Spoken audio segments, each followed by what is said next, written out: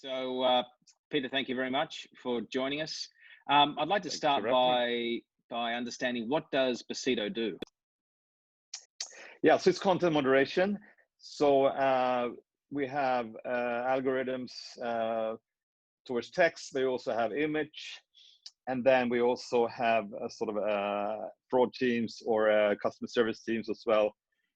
So we can do full service, everything from content moderation to fraud specialists to customer service around marketplaces and sharing economy. And I'm headquartered in Sweden. I'm even Swedish, but we also have a technology hub in Paris. We have a big center in Malta for EMEA. We have also a big center in Colombia, Bogota, for the Americas. Okay, now when you talk about content moderation, what specifically you're doing? Are you searching for bad advertisements or poor quality advertisements? Are you looking for fraudulent type listings? What are the things you're looking for?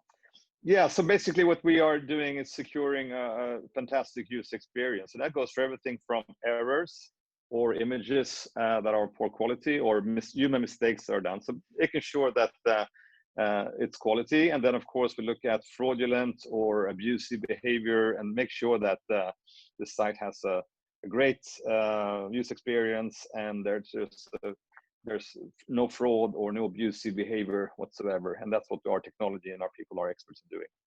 Okay. Now, if I'm a marketplace and I work with you, what are the expected outcomes for me? Is it a reduction in costs, a better user experience? What are the tangible outcomes? Yeah, first of all, by using our technology and our people, we can save costs and time, often depending on your model. That normally your ads get uploaded faster or the content pieces, depending on if it's pre or post. And then you can expect thought leadership. So given that we work with marketplaces all the way from Chile to Thailand to Finland to Germany, we are sort of seeing global trends. So we would like to sort of proactively be a thought leader and inspire our clients on so what's best practice and what can we expect next. So that's what we're trying to achieve. And how does the product work? What's behind the product? Is it people? Is it artificial intelligence? And how would I, as a marketplace, use your product straight away? Yeah, so it is what's been referred to as artificial intelligence and machine learning. So we need to have a critical mass of categorized good and bad items for our algorithm to learn how to automate. So that's how we start. We train the model and plug in the categorized ads. That's how we start. We can start easily if it's a startup and so on, just building basic filters and so on. That we have customized solutions as well. But the ideal case for us to be able to automate between 90 and 95%, we need a critical mass of categorized content, good and bad, for the algorithms and the AI machine learning to start kicking in. And then it's up to the client if they want to have the residual 5 to 10% on their own, or if they want to outsource to us, that we can do it 24/7, including customer service. So we are quite flexible in depending on how the client wants to work with us. So if I understand correctly, your AI technology captures 95% or so of the issues. There are clearly things that arise that are flagged as suspicious or uncertain. Yeah. That exactly. Can then either go to a manual process with inside the marketplace, or you can even do that service for the marketplace itself.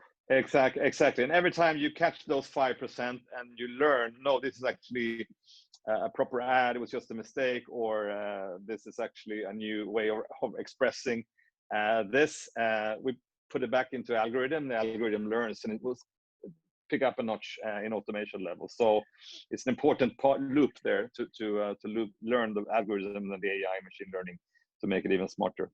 Yep. Now this whole COVID-19 pandemic has clearly created a whole bunch of issues and opportunities for yourself and your clients.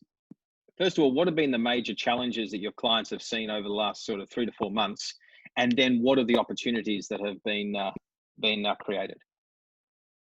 Yeah, so given that we have a global outlook here, it's very different how this has played out for the various clients. And I guess what's important has been the policy in the specific country. How hard has the lockdown been? So I'm in Sweden, where there's been no hard lockdown, and other countries where it's been a hard lockdown. So that is the root cause. But of course, looking at best practices, it's around delivery, making your use of your local community, being part of the local community, escrow solutions, payment solutions.